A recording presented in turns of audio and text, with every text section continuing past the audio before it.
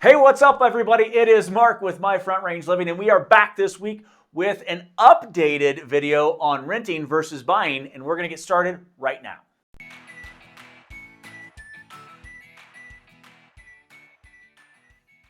Hey, what's going on, everybody? It is Mark with My Front Range Living, powered by RE/MAX Integrity. I am a full-time real estate agent here in Colorado Springs, and today we're talking about renting versus buying. Now, obviously, we're going to get very, very specific to Colorado Springs. So if you're thinking about moving to Colorado Springs, or if you're already living in Colorado Springs, this is a great conversation that I want to have with you in regards to renting versus buying, because we have this conversation a lot, especially for those of you who are coming from out of state or who may not be familiar with the area. Hey, we think we're going to rent for a while before we make the move to purchase. Okay, so let's talk about that. Right now, we're kind of finishing up 2020's market update, and we're coming into 2021. Single family homes, the average sales price rose $70,000. In 1 year, the average sales price of a single family home rose $70,000. Townhomes and condos rose $50,000, okay? That's just the average sales price. So I want to talk to you about that. What does that mean? Why do people typically rent before they buy here in Colorado Springs? You don't know the area all that well. Maybe you're not familiar with it, so on and so forth. Well, to that point, you can take the average sales price. A, it's going to be more expensive to buy the exact same house in 1 year. Think about that. It will be more expensive. But B, you just made $70,000 on average in 1 year on the house. So you lived in the home for free, made a little bit of money, and then made the move. So from a financial standpoint, a lot of times it makes sense just to go ahead and buy, even if you don't know the area that well, just because you can put money in your pocket instead of someone else's. Now, with that, people like to talk all the time about the bubble and all of that stuff. So here's the deal. No one, and again, I realize that this is specific right now to January 2021 in regards to home values and so on and so forth. So we'll update this as time permits. But I want you to understand there's not going to be a bubble, at least in the first half, in regards to mortgage rates. Mortgage rates are ridiculously low. It has never been cheaper to borrow money, right? And like I said, it's going to be more expensive to buy the exact same home in 1 year. So just think about that. On top of the fact that it's just as difficult right now in this market to rent as it is to buy. The rental market is just as, if not more competitive than the purchase market. And that's just how it is. The other thing that I would encourage you to understand is really qualifying for a mortgage is the exact same as qualifying to rent. The credit score is the same. And if you think about it, down payment for a home versus deposit first and last month's rent. If you have a pet deposit, something like that, that adds up. So really, it's the same qualifications to buy a home as it is to rent. Now, what's driving our rental market? We talk all the time on our channel about our military servicemen and women. The service industry has BAH, that's base housing allowance is what it boils down to. Hey, we're going to give you X amount of dollars for your housing every single month. That goes in, that goes right back out. It doesn't faze them. That is public information. All of us have that information. And so investors are going out there, they're purchasing those homes, those townhomes, those condos, and they're charging that rent because it doesn't faze those folks who are in the military right now. They get that, they pay it, and that's that.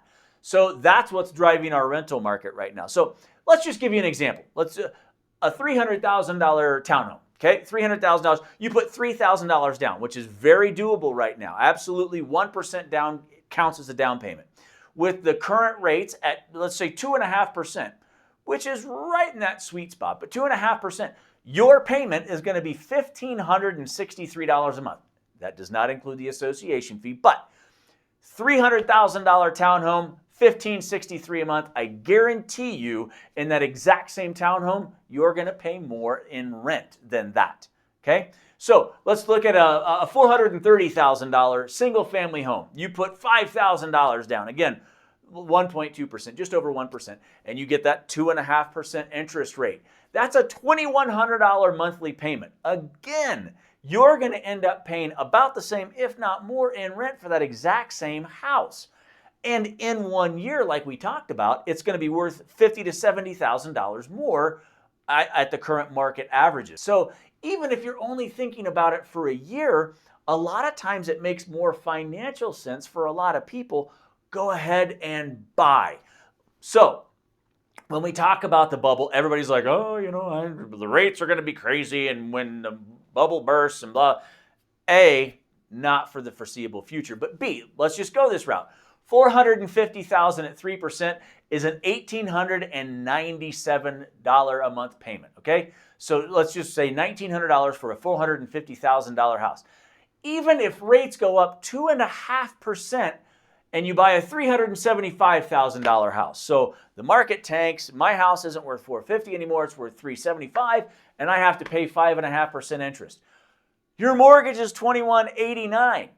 So you're still going to be paying the rent. The rents aren't going down. Right? So rentals aren't going to go down. And the reality of it is, let's talk about it for a second.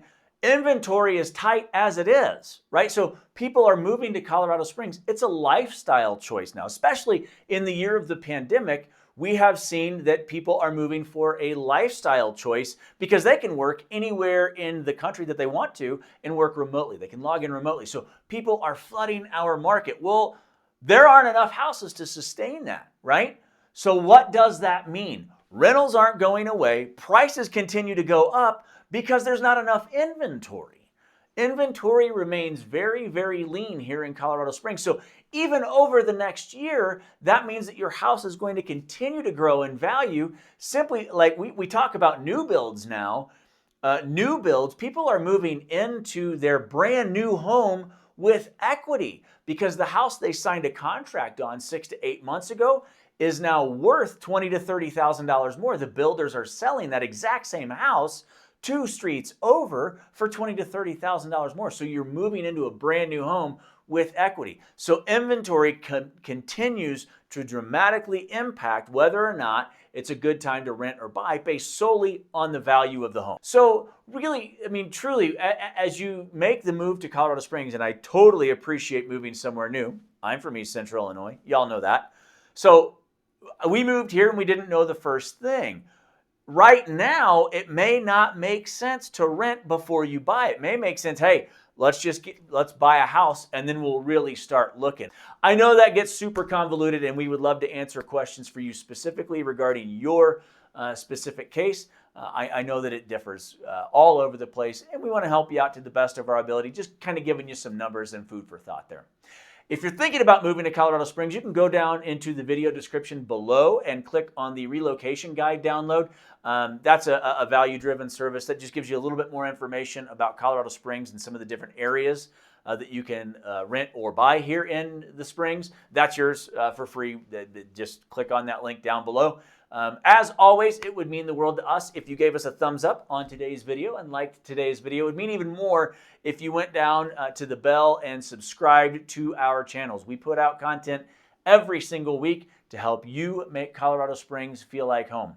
Hey, as always, Amber and I are so thankful for y'all for stopping by. I am Mark with My Front Range Living, powered by RE/MAX Integrity. Thank you so much for stopping by. We really appreciate you. Have an awesome day, and we look forward to talking to you soon.